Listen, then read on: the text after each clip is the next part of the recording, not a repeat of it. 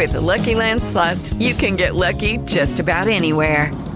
This is your captain speaking. We've got clear runway and the weather's fine, but we're just going to circle up here a while and get lucky. No, nothing like that. It's just these cash prizes add up quick. So I suggest you sit back, keep your tray table upright, and start getting lucky.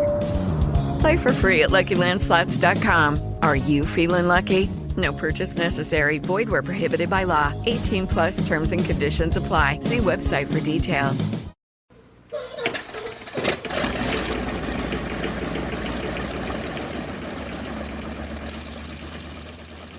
That you're taking the junk out of your mouth. This is true.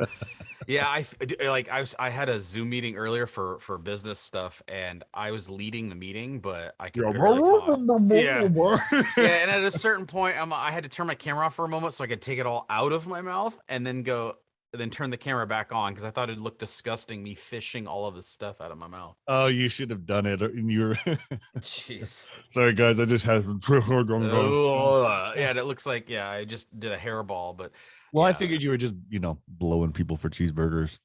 For hamburgers, for cheeseburgers, I'll do a little bit more. Oh wow! I guess it is an upcharge at most restaurants. Hey, with how expensive it is to buy food or anything right now, you'd be surprised at what I would do.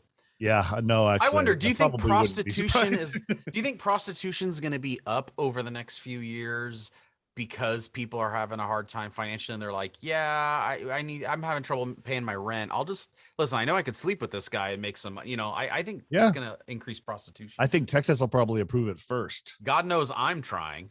I keep what, offering to pick out your daughters, or are you trying myself? I literally just stand around going, "Will anyone pay to have sex with me?" And the answer is always no. And it's usually, "Please get off my property." Yeah. And it's usually like, "Sir, this is a Dairy Queen." We have hot eats and cool treats, not small wieners and big balls. Yeah, man. So my mouth is pretty sore. What's up? What's been up with you, man? We haven't done this in a few weeks. I'm sure you've traveled to 72 exotic locations since the last time I talked to you. In my brain, actually, I've traveled to about that many, but no, I think it's been a few weeks. We went down to Carlsbad for a few days during Memorial Day weekend because we didn't record that week either. No, we did not. And other than that, no, man, it's just I'm trying to get this audiobook gig done that I'm doing so I can actually make some money. Yeah. Do you need me to write another book so that I can give you audiobook? Yeah, if you want to pay me for it, but you haven't paid me for shit. So I know, but wait a minute. But let's hear me out. I'll give you 75% of all the profits. So you'll make at least, let me see, by my calculations, you'll make about $350 for the year. That'd be good. That'd pay for nothing. My dentist bill? I don't know. I'm like trying to think. That would work perfect for those little machines when you go into stores. You can just put the $100 bills in and get your little piece of gum. Yeah, I still get every once in a while I get royalty checks for when I did like a little TV show or something and it ran. Do you ever get those? No, everything I've done has been non-union and shit. So yeah, I had one from a long time ago when I was a kid, and something will run and I'll literally get a check for like 8 cents. I love it when actors cents. post those pictures of their check where it's like 2 cents. Yeah. And it's from like some sort of Sesame Street thing they did from 1979, or something. I love seeing that shit. By the way, we should be better at this. That is exactly the name of the show. I'm also on a fair amount of codeine right now. So normally I know everyone's used to me not making sense anyhow, but I might make extra not sense. Let's be honest. When is he ever not on something?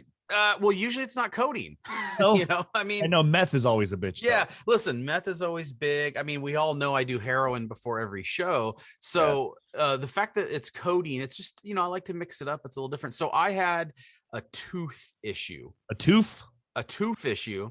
Okay, what happened to your tooth? Apparently I had the gum disease known as gingivitis. That sounds like something you get from a redhead, right? Yeah, right. That's pretty good. No, I just, my tooth broke in half a few weeks back. And when I went to go get it looked at, your tooth just broke in half. Literally all I was doing was cracking open a peanut shell. It wasn't even like anything hard. Like, when you were opening a peanut shell with your mouth. Yeah. You know, like you put in there, you just do a little crunch to open it, kind of a You thing. put the whole thing in your mouth? I know what you're trying to get me to say, but no, I'm not gonna say. I'm not gonna say that I put the big thing in my mouth, Chris. No matter how much you try to get me to say God, this guy. No, it was just I cut this Peanut. tooth in half, and I went in to go get it. I'm like, oh, I'll probably need a crown or something. The doctor, you know, they have lady dentists now. I don't know if you know that. Yeah, and you shouldn't say crown, you should say tiara. Yeah, exactly. I went to go get a tiara on it because you know, gender equality. Yes. I went to go get it on it, and the dentist goes, there is no tooth structure to put the crown on. Like I can't attach it to nothing. So she goes, we're gonna have to do an extraction, and you're really not gonna like it because most insurances don't cover the full everything. So of course they don't. Right? It's about $3,800 out of pocket.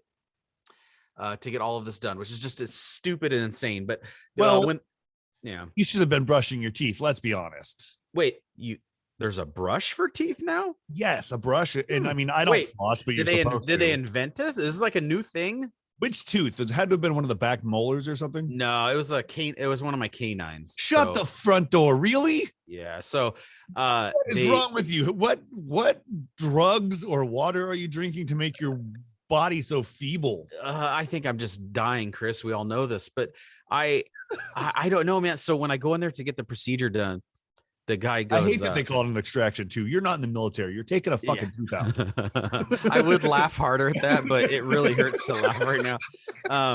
Yeah, because I just had this yesterday, so like I'm pretty out of it still. But man, when they went to go do it, he goes, hey, I got bad news for you. I'm like, you have my mouth like pried open. I'm on drugs. I'm feeling horrible. You've already ripped the tooth out. Like, what do you mean you have bad news? Like, wasn't that already the bad news? He said, I have to pee, and he peed in your mouth. Yeah. He's like, I need to kill the bacteria quick. Hurry. I don't know anything else to do. Bite inside your gums. I've been fingering your uvula. Ooh, anyways, he goes, I got bad news, man. The bottom of the tooth, the roots have fused to your jawbone. Oh. He goes, a whole band or just like the lead singer? No. Just they fuse to the jawbone, and he goes, in order to get it out, I'm gonna have to drill them out. And he goes, I'm gonna be drilling at some of your jawbone right now. And he goes, there's no such thing as an anesthetic. Like there's no bone. Yeah, it's bone. He goes, so no matter how much I numb you, you still feel bone. And I'm like, okay. So he drilled away, and it was pretty damn uncomfortable. But they got it all out. They put the I've never had a tooth extracted. I didn't know how long the process was. It's over a 4-month process. Really? So yeah, they extract it. I gotta wait over 4 months for everything to heal. Then we start the crown process. So yeah, it's insane how long this is gonna take, and I can't believe how much money it's gonna cost me. This tiara is gonna cost me, and it's just I was looking at the family. And I'm like, hey, remember when I announced that I was taking y'all to Italy next year? Well, that's happening in 2029. Yeah, it took a pretty big hit today because of the tiara and the military extraction I needed. But anyways, so I'm doped up on codeine. I'm not feeling great, but that tooth is at least out. So yeah, I mean, I didn't realize you could hide that much shame and regret in a canine tooth, but apparently you did. That's gnarly that you had to get it like jawbone thing. What I had is I had a root canal once when I had my braces taken off when I was 32 years old. Yep. Yeah, I know. That's pretty embarrassing. 32 years old, right after I got married and had my first child, both of my children actually. I got my braces taken off. Oh, I know. We all talked about it and how embarrassing instantly that was. Root canal. They're like, oh, well, this is not good.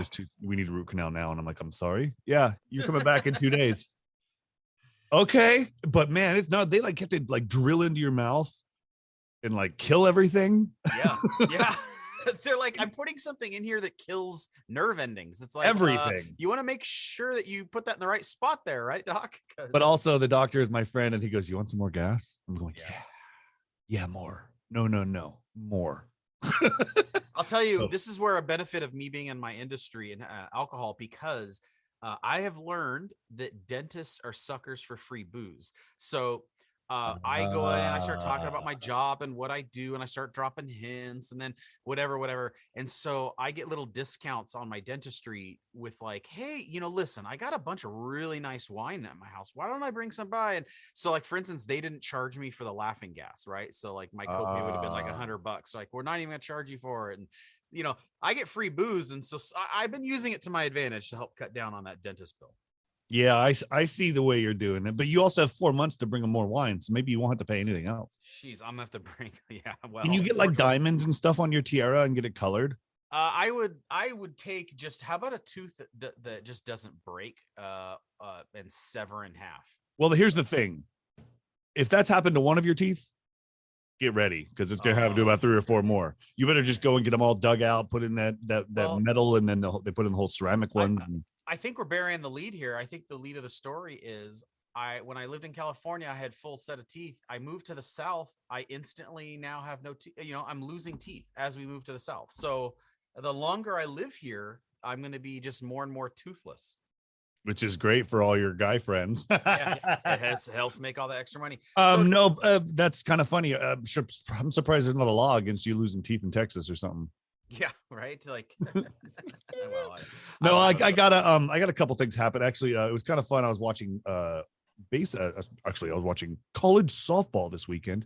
Yeah, and I saw one of the girls that I coached when I was younger. It was she was playing for the Beavers, Oregon State. And I'm like, hey, I coached her. Yeah, I saw you posted that. That's super cool. That also probably made you feel incredibly old though, too, right? Yes and no, because they played softball with my stepdaughter, which I met when I was 3. So technically I don't feel old like my wife. Oh, well, who just walked in the house, and I said that on purpose. Yeah. Did you see that Tom Brady's, I think it was his niece, was playing for UCLA and hit like 2 home runs and stuff. Oh, that's dope.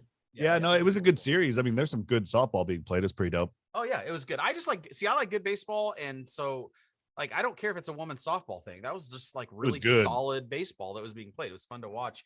But I definitely have a Hollywood segment I want to get to later. But I wanted to I went on an actual vacation, which is shocking news. Did you? Yeah, play the shocked news sound. Dun dun dun. Yeah, that also works. That works. Yeah, I never go on vacation. So I never go on vacations, and of all the vacations I take, I literally went to the exciting town of Branson, Missouri, which is known as one of the dorkiest places to go on vacation in the United States.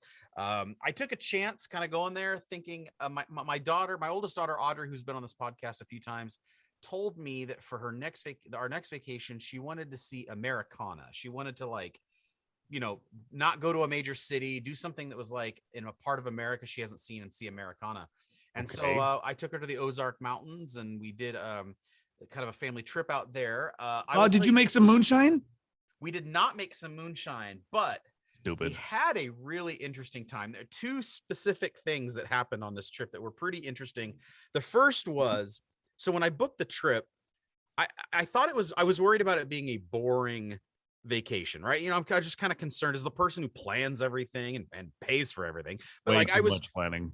Well, but I got a plan, or else literally they will sit and watch TNT or watch YouTube videos in the hotel room or in the Airbnb for 4 days straight, and no one will do anything, and I'll be by myself. So I have to plan, or else no one does anything. So best vacations. Go ahead, keep going. No, best vacations if you're at a resort where you could be like, fine, screw you guys, I'm gonna go sit by the pool. When it's like you're sitting in a hotel room and you're like, so we're just gonna sit here all day, and they're like, yeah, but anyways, so I did little things throughout the vacation because I wanted to make them a little bit more exciting. Well, one of them was the plane trip. I decided not to book a regular plane. I booked a teeny tiny Cessna plane to take us to Missouri, and actually to take us to Arkansas, and then we drove into Missouri. And when I say a teeny tiny plane, the total amount of passengers was 6 people that could fit on this plane. We were 4, pilot, right? Well, the pilot. I'm not counting the pilot. So Okay. 7 total souls on the plane. 6 of them are passengers. Well, really, if you're really on the tiny. plane. Well, okay, one yeah, less you're soul. right. There's one less soul. Yeah, like there's actually negative souls. You walked into that. I really did. So, but it was really cool because the look on the kids' faces. You know, everyone knew it was going to be a small plane, but you don't realize when I told them smaller plane. Small. Yeah, they didn't realize, and so I got pictures of them as they were like walking out to the plane, and the look on their faces of like, holy shit! Like, well, there was duct tape on the propeller, dude. I mean, you had to like. It was a single propeller. Okay, the pilot met us under the wing to throw our luggage himself under the like belly of the plane, like it's a bus. You know how they load the bottom of the bus. Then he lowered the steps so that we could walk inside. Then the last person inside, who was me, by the way, horrible decision on their part. They obviously didn't do a background check. He goes to close it and he's like shouting through the door. He's like, okay, you have to close and seal it from the inside. Because he has to walk around and get in the pilot seat, right? So the last person was me, and he's like, okay, you have to seal it. I'm like, whoa. First of all, that's a bad. My 11-year-old daughter should be probably higher up on the list than I should be when it comes to the responsibility of this plane. Agreed. We were so close that I could have like flicked something. I could have flicked my booger and hit the pilot while he was flying the plane. Like, you see all the instruments, like we're sitting right behind him. And I told my wife, I said, years ago, I went to a dog fighting school where they took us up in airplanes and they showed us how to dog fight. And I looked around, I go, I said, there's like legitimately a 25% chance that I might have to land this damn plane. Like, you know what I mean? Like there is like, when you fly in a commercial jet, Chris, if you flew Delta tomorrow, there's a 0.00001% chance that you're ever even going to see the cockpit, right? Yes. I mean, you'll see the cock on every flight, but usually you won't see the actual cockpit. There it is. I was doing the odds on this one. I'm like, okay, this is not a 0.0001. This is like, I got a legit 1 in 4 chance that this pilot, who by the way looked like he was 12 years old.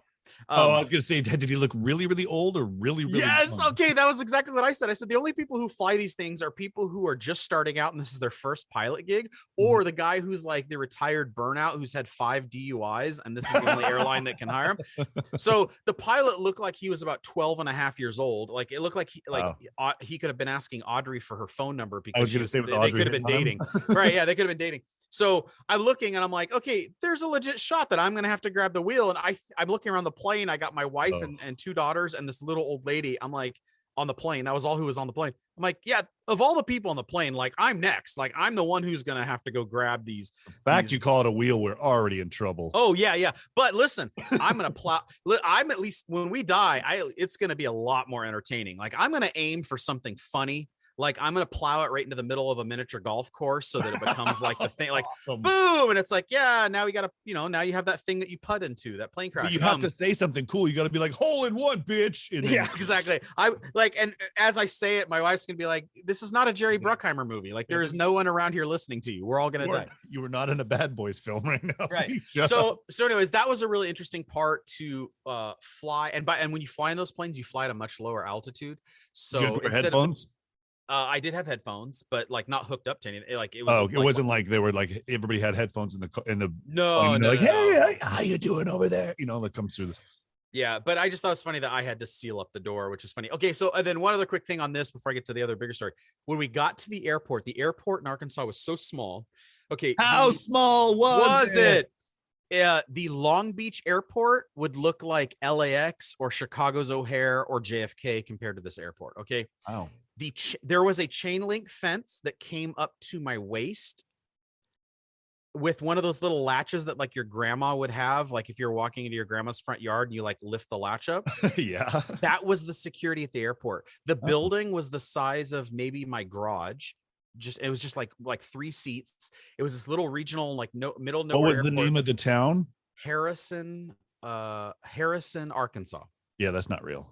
Yeah. You're lucky you didn't get a purty mouth. Yeah. So we land there and it's like, we even took a picture of my daughter posing with the gate because we're like, this is insane. By the way, little tip for you, Chris, if you want to go on a vacation. Not only was it kind of fun to fly this way, a little scary, but like scary fun. Yeah. I will say that they do not check luggage and they do not go through TSA. Like you literally walk from your car up to the airplane, throw your luggage on there, and you get on the board. Like I could have had 50 pounds of heroin. And you probably no one would have known. We won't say it. No, I only had 30 pounds because I used some while I was there. But like, but no, like literally, I could have had a luggage full of explosives, and no one would have known. Is that how you flew home? Also, yeah, same way. Wow, same guy. No, but that was funny. On the way back, it was the old guy. So you're like, shit, I'm still in liable. Damn it, I'm still probably the next guy up to land this thing. Did he have a flask? Did he offer you a drink? Oh, I know. You know what? So man, believe me, I was making all of these jokes and I was the only one. This is why you need to come on the vacations with me, because I was the only one finding any of this funny. Like as my wife and kids are like kind of getting like the white knuckle, like as they're holding on to everything because they're a little scared, and I'm sitting here going, yeah, we're all gonna die, you know. Hey, look, there's a target. Let's hit it. Yeah, exactly. So this is why I think you and I need to go on a vacation, because like my family really didn't appreciate the humor. But anyways, I was going to say you're going to Italy next year. Well, we wanted to, but not if I have to keep having surgeries and stuff. Anyways. Okay.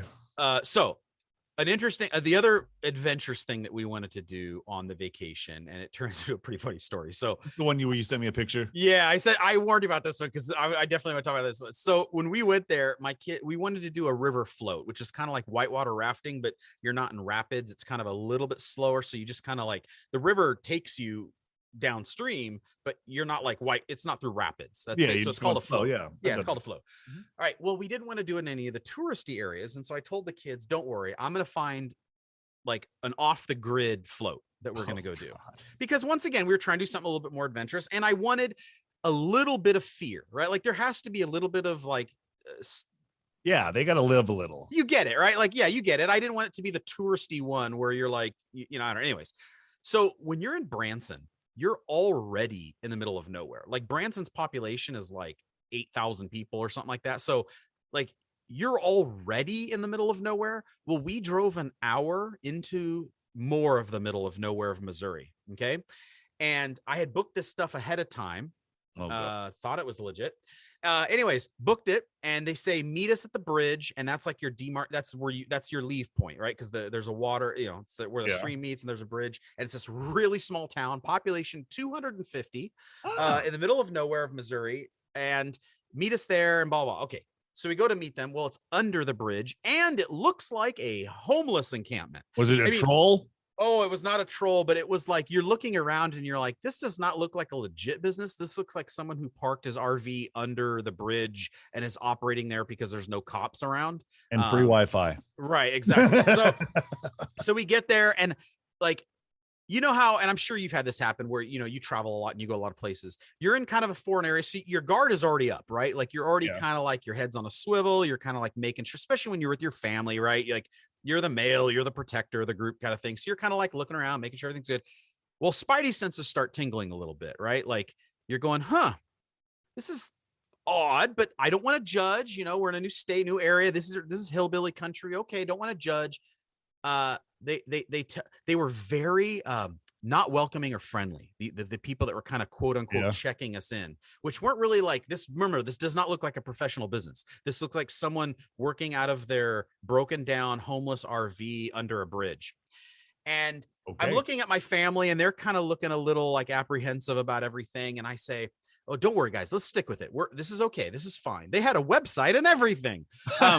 Anyways, so they were very not communicative as well. So, and they would just be really short with their words, and they always seemed like they were angry. And it was like, go get on the bus. I'm like, okay, we'll go that bus over there. It was a broken down school bus from the 1970s. Okay.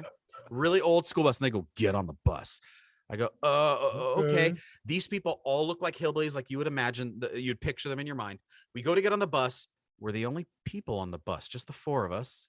Eventually, some guy comes in. He's not wearing a shirt, not wearing shoes. He's just wearing jeans. He has long hair. He's missing teeth. He looked, and you're like, Dad. Yeah, exactly. He looked one step up from homeless. Like Well, if you would have told me he was homeless, I would have been like, well, he's probably not homeless. Like I would say that might be mean to call him homeless, but you wouldn't have been totally out of line to call him homeless. He turns around and just says, we're going. Okay. And so we start driving in the bus. So the rule is they were going to drop us off way upriver, and then we float and we end where they are. Okay. Yeah. So we're driving and we're driving for a long time. Remember, we're already in the middle of nowhere, and we're driving for a long time. We're going down roads that buses shouldn't go down. And it's to the point where like you would hear banjo music playing because it was like the scene from Deliverance, right? Yeah. Like it was bad. And I could feel my family getting more and more stressed and like a lot of tension. And like, I look at Audrey and she goes, Dad, should we be worried? And I go, actually, Audrey, yes, we should. This is feeling very, very creepy. This guy, and I keep trying to communicate with the guy. Like I'm trying to be friendly. So I'm like, hey man, wow, this is a beautiful area. Do you live around here? He wouldn't turn around and talk to us. He wouldn't say anything. Wow, we're going pretty far out here. We got, is the stop coming up or what's going like it was one of those things he didn't turn around and go, he would exactly. He would kind of grunt. He would just turn around and like not really say anything, but he was also staring at us. That was my family, probably. Yeah, it was staring. Yeah, right. I was like, hey, Chris, the launch loggers. Okay. Anyways, so we're driving, and it gets to a point where I'm looking at Monique, and she's kind of whispering because we don't want to upset the kids, but she goes, should we be worried? And I'm like, yeah, I'm kind of getting a little anxious. Like this is feeling off. And she goes, should we do something? And I'm like, and so I thought about it for a second. Yeah, because it was enough. We were all getting that vibe, right? Like this isn't right. Something's wrong. And I thought to myself, I start rummaging through our little wet bag. We had like a wet bag because we were prepared to go out in the water. Yeah. So this wet bag, and I'm digging for our cell phones. And Monique goes, what are you doing? And I said, well, to me, this feels like the point of the true crime podcast when everyone's listening to this episode later on, where you're wondering why the husband didn't do anything. Right? Like when you're listening to episode 3, you've heard the setup, it's episode 3. You're now hearing the murder happen. You're wondering, why did they keep going with these people? Or why didn't the husband fight back? Or, you know what I mean? Like this is the point where you're wondering why I didn't do anything. So I said, I got to do something. And we couldn't figure out what to do, and we weren't getting great reception. Because I was literally going to call someone. Of course you weren't. Yeah, exactly. Which is predictable. The only thing that was kind of working was Google Maps. So I said, we're going to drop a pin in our location because we kind of were wandering. By the way, at this point, we were wandering down a back road. Yeah, you're in the middle of onto nowhere. In a field. And it was like really, really nasty vibes. Like we were not feeling comfortable at all. And I drop a pin. And I send a text to Monique, and I send it to my mom because I wanted someone outside, but I wanted like a record. And I put, hey, FYI, just in case we go missing, here's our last known location. Which, by the way, side note, freaks my mom out, right? So like this is something she hears. And then remember, because now we're floating down a river later on, she doesn't hear from us for 3 hours. So, pretty fun, but I do this to my mom. This is how it was for her growing up. Anyways, so we get to, so I start to notice something. I'm like, wait a minute, where's the raft that we're supposed to be going on? Like there was other buses that were in this little camp that had little trailers behind it that was towing the tubes and the rafts. I said, we're not towing anything behind us. And he's coming to a stop in this field. And I didn't see a river near her. So I didn't think we were near a river. I'm like, oh my God, he's pulled us into a field. And even though we were supposed to only go like 3 miles upstream, I think we drove like 8 miles. So I'm thinking like, this is feeling all kinds of wrong. He gets out of the bus without a word. And I'm like, Monique, where's the raft? And so she kind of panics a little bit like, I don't see a boat that we're supposed to go on. Luckily, then at this moment, he climbs up on the roof of the bus. And just you see the boat go flying off the top of the roof. So he must have strapped it to the roof, and we just didn't notice. The boat it goes boom, boom, boom. A raft, I shouldn't say boat. Raft falls to the side of the bus, and I go, I think we should get out. Like, yeah, you should have got out when he got out. Right. I think we should get out. So we grab our stuff and we get out, and I kind of have the family. I'm like, hey, go stand over there. Like, I wanted some distance between me and this guy because I was going to interact with him and my family. Like, I wanted them like stand 15 feet behind me. you know, and I'm literally looking in this bag like, should I grab something that I could use as a weapon? Like, do I like, what do I do? But I also don't want to be standing there like in a defensive pose with like a machete against this guy, because I could be reading the room wrong, but everyone's feeling uncomfortable. Anyways, he knocks the boat on the ground and he gets back on the bus. And I'm like, what's going on here? He leans out the window of the bus and says, when you get to the bridge, stay to the right. And then he takes off and drives away. He drives away. And so now we're all looking at each other. We're in the middle of a field in the middle of Missouri. This boat's on the ground. This raft's on the ground. We have no idea where we are. We're not getting reception. And in a way, we're relieved, because now we're like, okay, this guy isn't going to rape my wife and children and murder me. He's just left us in the middle of nowhere. And then like we kind of hear water. And I'm like, guys, let's grab this raft and let's go towards water. We go towards the water. We're like, okay, this has got to be it. It's a stream. We have no idea which way we're going, but the stream knows which way we're going. So let's get in this boat and get in the stream and get the hell out of here. And we climbed inside the raft and launched ourselves. And what's funny is, as the day progressed and later on, you know, we safely get down the river and everything like that. I asked the wife and kids, and they said the funnest part of the whole trip was that moment. Because it was exactly what we wanted. It was scary, but like we were never in any real danger. We were in a lot of perceived danger. You know what? I'm looking at I actually pulled up the coordinates that you gave your mom, and I'm going down the river and I see a raft with like an ice chest tied behind it, and then like another tube. And I followed all the way down to a bridge. Now, were you at the Y Bridge? Or yes, that's what it's called. It's called the Historic Y Bridge. That's where we got out. Yeah, I'm looking at this right now. That's all shady as hell. Yeah, it's really shady. It was fun, exciting, and everyone agreed. They said that was the funnest part of the whole trip. And they're all like, Dad, you did really good doing just enough excitement to get our adrenaline pumping, but we weren't in any real danger. And I'm like, until you got back on the plane, you mean? Well, yeah, exactly. And I whispered to Monique, I'm like, I'm really glad the kids think we weren't in any real danger. But the fact is, when you start perceiving danger, you kind of need to treat it as danger. Like you can't wait. You know what I mean? Like hilarious. Like, yeah. Anyway, so that was our trip. It was fun. We had a fun time, but you know, I would rather, I'm kind of a guy that wants to go to a resort next. Like I want to sit and drink Mai Tais. You need to go to Playa Car down there in Mexico. I will go to anywhere if it's has nice. It's a all inclusive, and it's super family friendly. And I think we're planning on sometime soon. I want to go get their passports, because we let their passports expire. So I gotta get new ones. So I want to go get passports so that on the off chance that I can afford to take them to Italy next year, we're not like rushing to get their passports. Yeah, no, I make sure that ours are always good to go, because of who knows, you know. Yeah. Did you go to the Farmer's Daughters Cafe when you were down there in Galena, Missouri? We did not. It's like population 500. So yeah, it's where I grew up in a town like that, nerd. Yeah, except for and like it was probably your relatives that were there. You know what? It looks just like where I grew up, because there was a river there, and we used to float down it all the time. And don't get me wrong, it was beautiful. I mean, it was absolutely gorgeous. This part of the country, it's really amazing that like Arkansas, Missouri are so freaking economically poor, because it's gorgeous there. Like you're looking like, how can everyone here be so freaking impoverished when it's like you have all this beauty? Like build a resort and get rich people to come down here and spend money, because I don't know. I thought it was gorgeous there. I think it's Hurricane Alley. I don't know if they get that many. I don't either. Either way, you went to Ozark and didn't see the movie. I did not see the TV show. I haven't seen the show yet, but we're going to start watching the show. All right. Speaking of, before we end for the day, because it has been a while since we've been together, I would be remiss if I didn't at least have one Hollywood segment. So go ahead and hit it. Which one are we doing? Hollywood. Hooray for Hollywood! Oh, hooray for Hollywood! It's really got me. Hooray! Hooray! Hooray! Hooray! Hooray for Hollywood!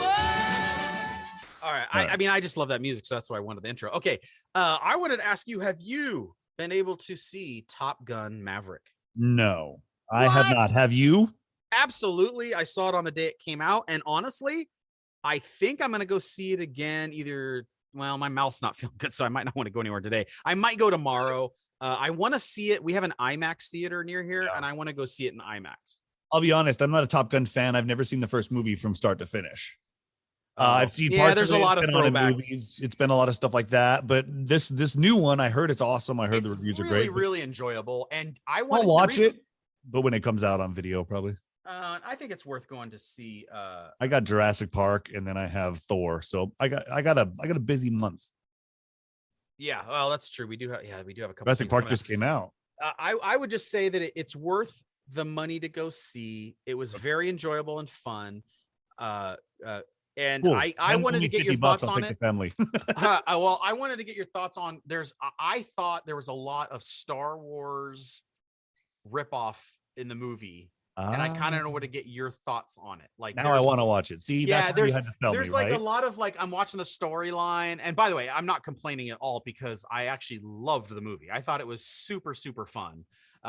It's like the exact what I'm looking for in a movie right now. It had a fun, easy story, lots of great action, great cinematography. The acting was good. The story was good. And it wasn't trying to send me a message. It wasn't trying to preach something. It was like, here's a really great popcorn throwback flick to the 80s and 90s.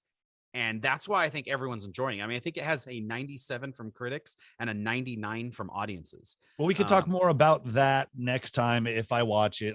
I will now that you said the whole. Well, here's the thing. Even if you just go watch it, but it would be a movie that you would totally dig by yourself. The wife wants to see it, so that's why I take her. But yeah. Oh yeah, but like I said, it's really good. You don't have to know the original, but it would help because there's a lot of obviously callbacks to the original. I'm sure we can find it and watch it. She hasn't seen the original either. Yeah, so. it's in my opinion, it's better. I think it's better than the original, and the all of the effects are 100% real. They said the only CGI they did was because one of the planes, they couldn't get the rights to use one of the planes. So they used CGI to make like an F-14 look like an F-18. Yeah, something that we don't know about. But literally, that's only because they want it for authenticity to keep it real because of the storyline. Okay. Everything you see, like when they're flying 5 feet over the ground and doing maneuvers, and like there's tail, that was really filmed. That was really a thing. I mean, it's pretty insane. And when the actors are all really inside doing all these stunts and stuff, so they're having to go through all of it. And then for Tom Cruise's stuff, he's a real pilot. Yeah, I know. And in order to do authenticity, they launched him off an aircraft carrier in a F-14 and had him really fly the F-14 so that they can get the actual legit real shot. I saw that, yeah. Which is insane to do in movie making. Like insane. And I love it because it felt, I think you and I complained about this with Doctor Strange, the movie. Like sometimes when there's too much CGI and too much magical mystery, whatever stuff, you lose me a little bit. Yeah. What was so great is as you're watching this, you're like, holy shit, that guy flew really close to that mountain. Like you're saying that in your mind because you know it's real. It's real, yeah. Yeah. So I had a lot of fun and I think it's worth watching. Well, I'll go. I'll go. I'll take the wife or something. But you buried the lead. Obi-Wan Kenobi. Are you watching? Haven't seen it yet because when we just got back from our vacation and then I had my tooth surgery. So our plan is to watch it tonight, the first episode. Your tooth surgeries? My tooth surgeries. There's 4 episodes out right now. I recommend watching them all. The 3rd episode will make you fall off the table. Holy crap. Okay. And the 4th episode will make you happy. Okay. Before I watch them, just tell me this. If you were ranking the recent, and when I say recent, I mean like maybe the last 3 years of releases from in this era, right? You know, the Mandalorians and all that kind of stuff. Boba Fett, all that stuff, yeah. Yeah. Where would you, if you're ranking your top 4 or 5, WandaVisions, all of these, where would you rank Obi-Wan? By the way, what is your ranking and where would Obi-Wan be? Oh geez, top 5. I don't have all of them on top of mind right now, but Obi-Wan's top 2 or 3, at least top 2, I should say. Wow. In a lot of that has to do with the lore and the whole backstory and all the stuff because there is a lot of Obi-Wan content out there. So it's nice to see this part of it. But there's so many references back to the series. You get to see Darth Vader eventually. Yeah. It's just so cool to see it all kind of this way. It's like more raw rather than polished in the movies where he's always been, you always see him or the Clone War cartoons. The one thing that I do like, the other one that I would say would be up there would be The Mandalorian because that just kind of exploded the Star Wars universe and it was all new and we didn't have high expectations. I think we all went into it going, okay, what the hell is this? And then you and I talked after like the first like episode or two and we're like, holy shit, this is really good. So I'm super stoked to hear that. Obi-Wan, I've been waiting for this. We were gonna watch it, but we only had our little Microsoft Surface tablet, and the wife and I were going to watch it in Branson. And I'm like, I want to wait to watch this on my big screen when I come back. So that's why we waited. So yeah, it's good, dude. I love it. I'm going to watch it. I've already watched all the episodes at least 3 or 4 times. Wow. Okay. Insane. I can't wait to watch it then. All right, man. Well, I will watch that. I think you should take the wife out on a date night and go watch some Top Gun. And then later on, take her to the danger zone. Nah, I'll sneak into Jurassic Park after that movie. Okay. I also want to see that too. All right, man. Well, listen, it was great catching up. And we'll definitely get together next week. And by the way, everybody, keep on the lookout for Listen to This season, I think 8. It's going to start. We're in pre-production and we're going to have that for you, sometime soon. Yeah. And season 2 plus 1 stories starts next week. And by the way, season 1, by the way, very commendable. I think you did a great job. It was a super fun thing to listen to. So yeah, check it out. Thisisfunner.com. So now we're supposed to say goodbye. How do we transition to that? I think we just say goodbye. With the Lucky Land Slots, you can get lucky just about anywhere. This is your captain speaking. We've got clear runway and the weather's fine, but we're just going to circle up here a while and get lucky. No, nothing like that. It's just these cash prizes add up quick. So I suggest you sit back, keep your tray table upright, and start getting lucky. Play for free at LuckyLandSlots.com. Are you feeling lucky? No purchase necessary. Void where prohibited by law. 18+ terms and conditions apply. See website for details.